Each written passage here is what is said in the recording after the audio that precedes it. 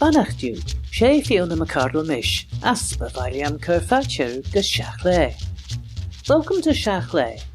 I'm Fiona McArdle, and in Shiaght Laa this week, on Shiaght Laa and Chacham Shaw, Bay as bun na hisha, life at the bottom of society. Ta curda Aalin Clague stúdil dúrson drama shandiach, ons tort illers isserach. As opera sigilk, and opera in Manx. Ta Matthew Warren Kirkunta Jane Charlie Egger ta Sayaja Beelarish Vannin.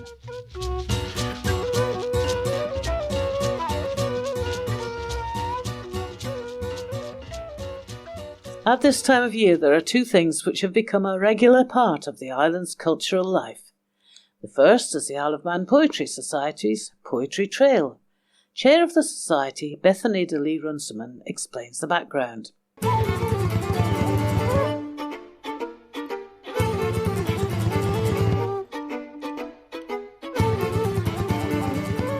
In essence, the Poetry Trail is a poetry competition, and the winners have their poem put onto a beautiful fluorescent yellow poster. The posters are put along a trail of windows in either shop windows, libraries, cafe windows. So there'll be a poetry trail, and those posters, the poems, there'll be a trail guide to say where each poem is, and you can follow the trail round. It's getting poetry into the general public, where the public can see and read poems. And the trail's up for 4 weeks to give people a chance to find all the poems. The poems, obviously, because they're in a public display, have to be suitable for the public. So the trail actually started way back in 2013. Ruth Baxendale, who was the chair of the Isle of Man Poetry Society, came up with an idea of a way of getting poetry into easy access, and also to have a competition that anybody, poet or not a regular poet, could enter. So that's how it was set up. When I started running the trail, I also set up a launch evening, because I thought it was important, first of all, to get the winning poems read out in public, but also to gather poets together and to gather people who have an interest in poetry together for an evening. And the winning entries this year will be read out, but I encourage other poets to read out on the evening. So any poets that haven't won who want to have a go at reading out loud in front of people. And it's a very informal atmosphere. The closing date is 1st of December. The poems have to be less than 25 lines long. This is because the poem has to fit comfortably onto a piece of A4 paper.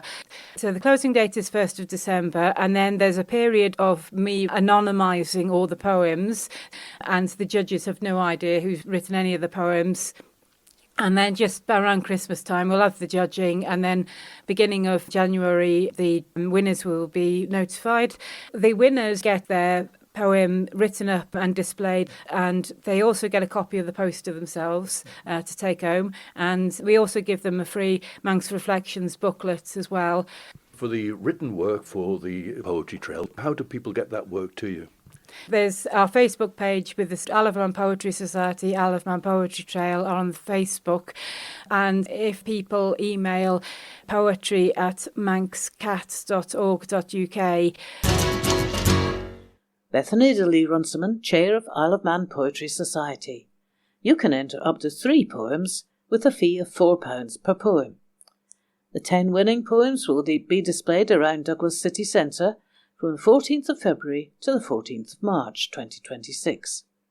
Each winning poet will get an A3 copy of their winning poem, and all 10 winning poems will be included in a future issue of the Isle of Man Poetry Society's publication, Manx Reflections, of which each winner will receive a copy. The closing date for entries is Monday, the 1st of December. The deadline is also approaching for nominations for Shiaght Laa Vannin, Manannan's Choice of the Year. Here's the Director of Culture Vannin, Breesha Maddrell.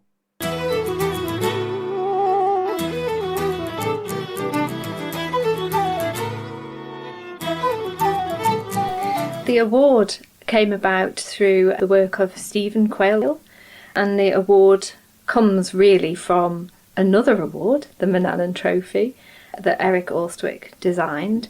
And it's this idea of recognising Manannan as the patron of culture, of Manx culture, and it's really that need to celebrate Manx culture and recognise it in a different way. So the prize winner receives for money and a medal, and they can have the letters RBV after their name. So it is a Manx New Year honour, the RBV Cultural Award, the Rai Blin of Vannin, and nominations are open to members of the public. So this is your chance to have your say for who should be the Rai Blin of Vannin. You can nominate individuals or organisations, and they can be active in what is a broad definition, a broad interpretation of Manx culture. So people have been given the RBV for many different reasons. We've had people who've received it for the Manx language, Manx music, song and dance, Manx history, for work on genealogy and land division, for music, for collecting, for broadcasting, for dialect theatre, wildlife and environment, Manx crosses, field walking. So it's a really wide category. We've got organisations like the Bunskull Gaelgach and the Manx Folk Dance Society who've been awarded it. So you can think of a group of people as well as an individual who you think. And it could be that they've achieved something outstanding this year, or it could be that cumulatively they have done so much to support Manx culture. You fill in a form to say who you are and who you're nominating, and you keep that separate to your actual nomination. The panel of judges is made up of representatives from different learned societies and organisations on the island. So we have somebody from Culture Vannin, from Manx National Heritage, from Isle of Man Arts Council, from Shiaght Gaelgach, and from Cruinnicht. We've got guidelines of the sorts of things that the judging panel looks for, the information that they need. You've got to assume that they know nothing about this person, even or the organisation, even if they're quite well known to you. And then write something that celebrates how wonderful they are.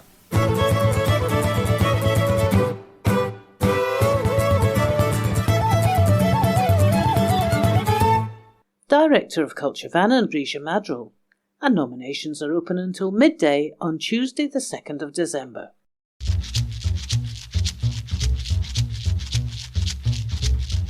Edder ag bunnas ceann na teachtú cíblain jeag as toiseach den néú cíblain jeag, van na Helen and Goldach imreach a fed raumas 10 híd loch as feed red van kerach bes. Vad goil stiach merlius je reddenjach va few unskillion sin quig pingnish na lommaken. Sonna goed smoo, hij slaia krochas on Dunverus, as Breesha stiach ons tyen as merlius, je red va rachladon, yes. Na je, harau en kimmach courage gebeste menig, me van locht meneishach. Ons na quegad blinton roche hockey jeg jayas feed, va queg kimmy jeg as feed tauzen, liother ve crochet, och harau och shach tauzen, courage gebes. Ons inne jeve crochet, va slai presunet ons shan lungen, nachrau cuid ve immedol na smooth and lingus kagi. As va kerach elle da kimmy, red vad courage gus coloin kerry, Gurish by botany on San Australia. Aalin Clague has been involved as a singer with the choir Curge in Kujak and her own community choir on Chore, but has also explored new settings for the Manx language, with the experimental trio Moot, reimagining traditional songs and writing new ones. She's continued to widen that exploration by adding piano, bass and drums in the band Clash 4.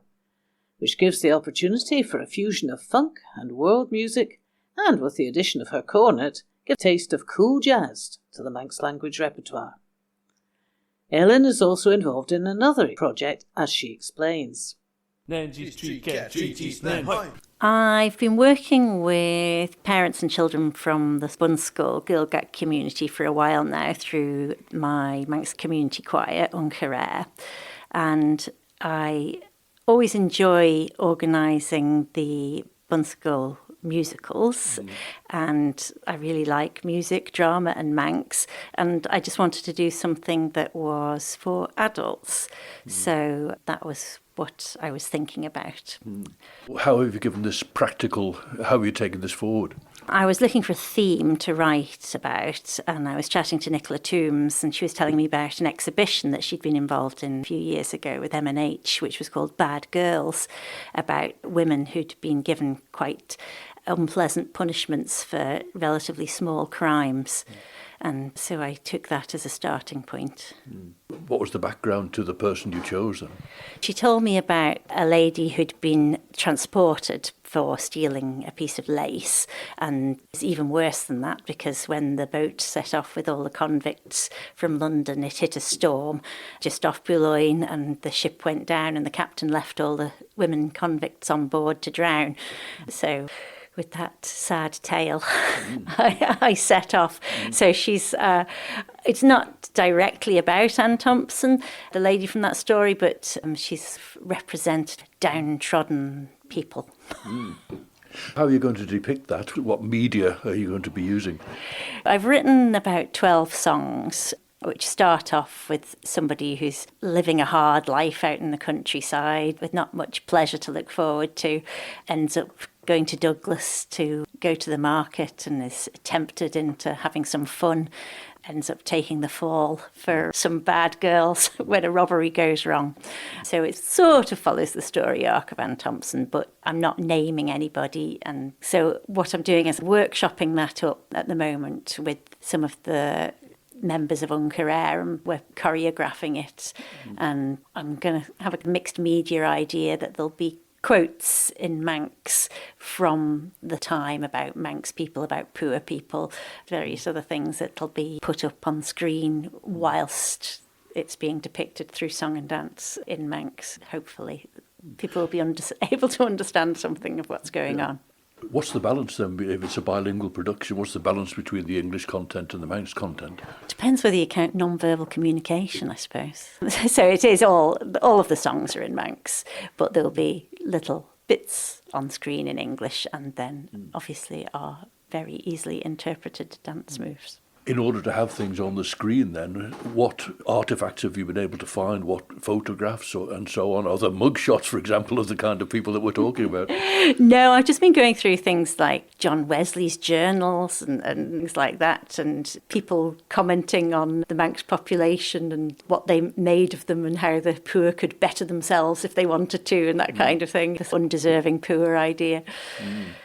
Having set this now as a basis and you're working with Uncarer to take it forward, what's the next step? How are you going to present it? I'm doing it slowly because I've never done anything like this before other than with children, so I feel quite cautious and nervous about it. But I applied for a Traist grant from Culture Vannin for Blaine na Gaeilge to make a music video. So I'm thinking of what I want to do is film one of the songs with the dance moves as a music video, and that will hopefully help give shape to the performance which I want to put on maybe in 2026, see how it goes. And what about other people being involved then? You've got people who are involved from Uncarer. Is there a possibility of opening it up to even further? There is, yeah. I mean, I really like the idea of community theatre. I like the idea of bringing people in to do things. So I've started off working with people I know who are on my wavelength, find out what my process is going to be. The wonderful thing is that they're all very open-minded and they're also really good at dancing. So when I throw an idea out, they can come up with some really spatially aware ways of bringing that off. So. And then there'll be technical sides to these things as well, doing a mixed media presentation, but also lights as well as dancing and so on. Where do you see this coming together?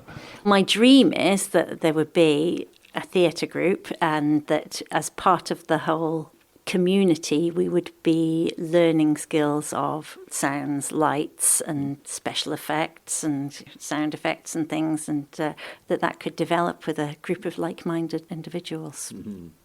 So do you have a time scale then for the first step, making a video of at least one of the songs and the choreography with it? In my timetable, it's going to happen in February. So we've been working through the winter, learning the songs and workshopping up the dance moves, but we've just been doing that in each other's houses, so haven't tried it in a larger space yet. And we've been talking about it in the abstract so far, but does it have a title, a working title? At the moment, it's called Droch Vren, Bad Women, and it's not necessarily only about women, it's about people generally who've got a hard life and live in an unequal society and be subject to judgmental, powerful people. So that's the kind of vibe. Well, Aalin Clague, why is good my more? Sé de bheith.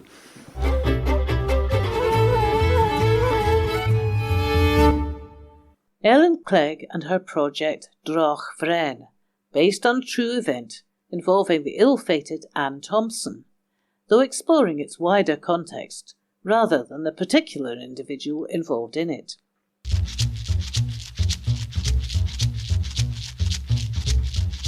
Ush kunta kunjena taen Clayoch, as an acht van a share shan greyi kurush, ian na Clayan trobma, Yorish Aeschylus as Euripides, hamas na Clayan ach je Aristophanes as Slayella, vaciol as cantaracht scanshol, she vush podden emnesid a camerata, ons Florence, san Adele, ec bonus gera en cheu kidblain jeg, de avioch an de tradisjonen, je tai klein na shan regi. Hogge bon comma je kjol drama, tashen de gre opera, en enem tashen ginu immer je nish. Ege von je ta opera na tort ta ginch skiel trud kjol as foglen. Ach ta de ve kort kujake, immer die achten harish na blinten, as fe shen, te doli fen ogo, de kur kunta je. Ach te bita dein on, de kur kujak en kjol as na foglen, achten na smu, nan sim je dach meer. Blaine na Gilga, the Year of the Manx Language, was officially launched in a ceremony with the Ard Sherveshach, the Chief Minister, Alfred Cannon, on the 4th of November. In association with Blaine na Gilga, Culture Vannin has encouraged people to consider ways in which the use of the Manx language can be extended into areas with which it's not been associated previously. This is something that's of great interest to musician and composer Matthew Warren.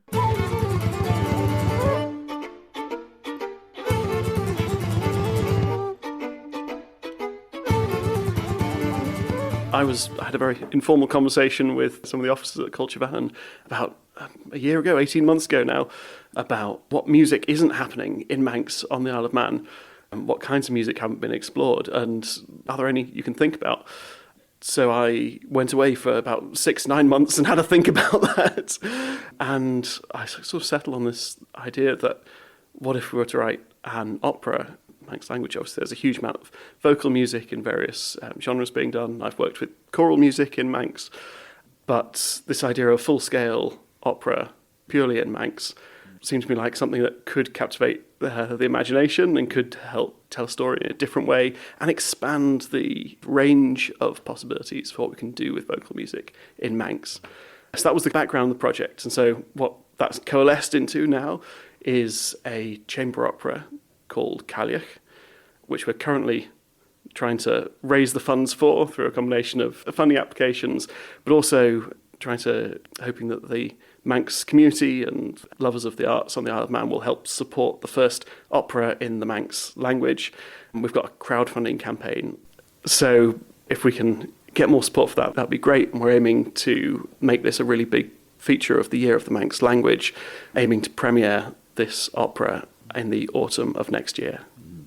What's the theme of the opera going to be then? And what form is the opera itself going to take?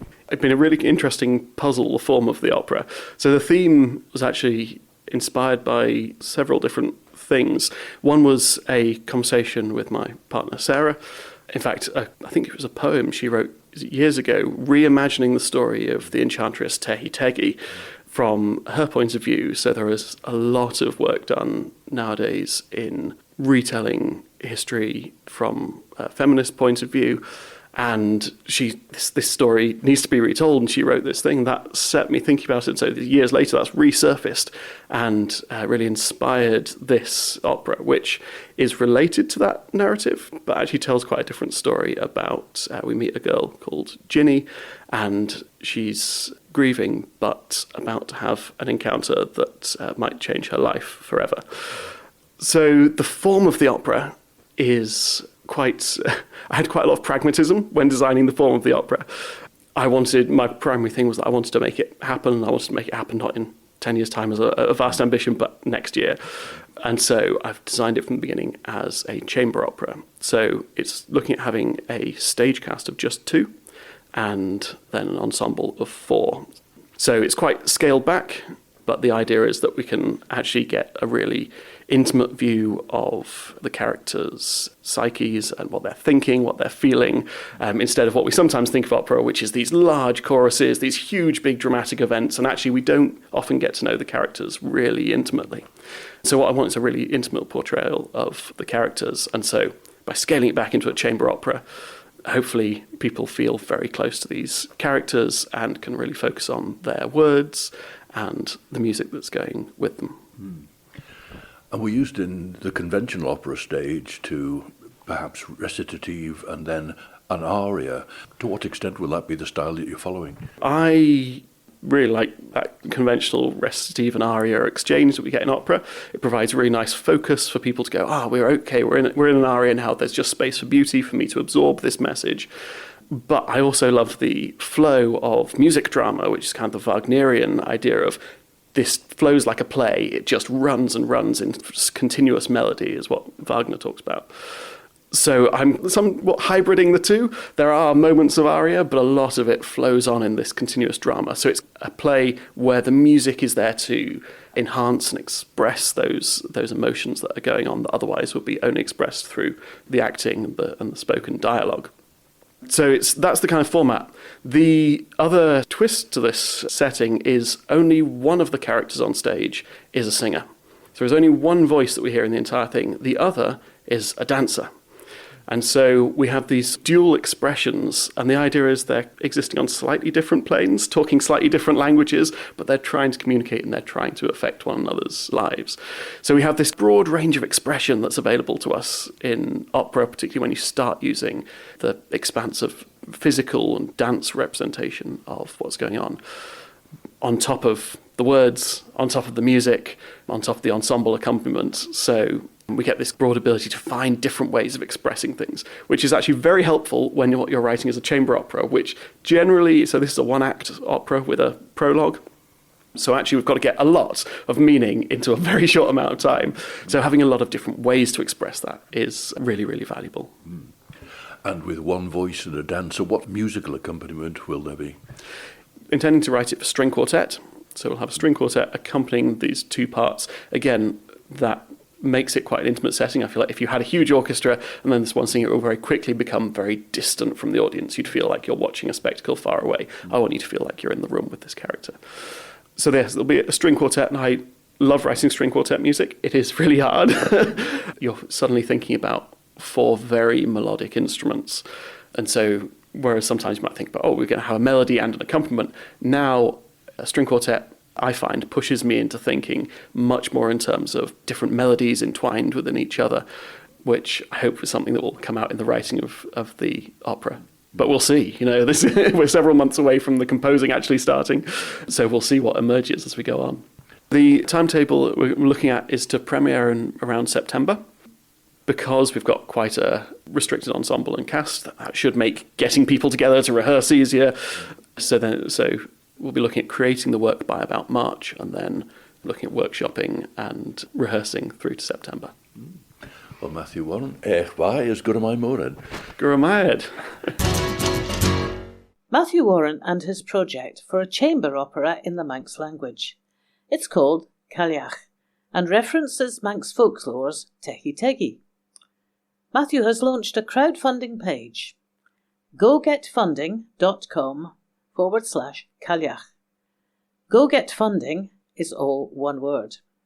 gogetfunding.com/Clague, and Clague is spelled CALIAGH.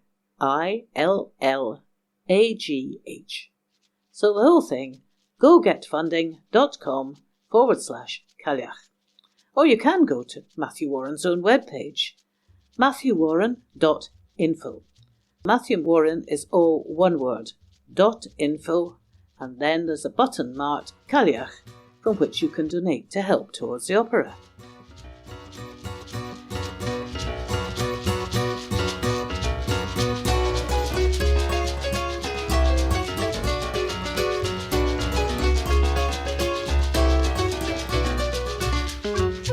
This coming Saturday afternoon, the 22nd of November, at 2:30, there's the annual joint lecture of Manx National Heritage and the Isle of Man Victorian Society in the Manx Museum Lecture Theatre. This will explore the life and work of Annie Swinnerton, a painter of international importance and campaigner for women's rights, the first woman to join the Royal Academy in 1922, a mere 154 years after the Academy was founded. Annie Swinnerton's husband was the Manx sculptor Joseph Swinnerton. The talk on Annie Swinnerton will be given by Rebecca Milner of Manchester Art Gallery. On Saturday evening, the 22nd of November, there's the launch of a new collection of poetry by Annie Kissack, RBV, the fifth Manx bard. The launch of her new book, A Suggestion of Wrens, will be taking place in Port St Mary Town Hall, starting at 8 o'clock. And, as well as the launch of Annie's book, there'll be music from the choir Cyrgin Cúideach, and there'll be contributions from other Manx poets, but, of course, from Annie Kissack herself. All are very welcome, and there'll be light refreshments available. And, more importantly, an opportunity to get a copy of Annie's new collection of poems, A Suggestion of Wrens.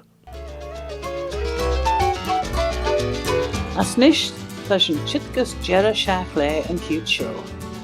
That's all from this edition of Shiaght Laa. So from me, Fiona McArdle, Slim you.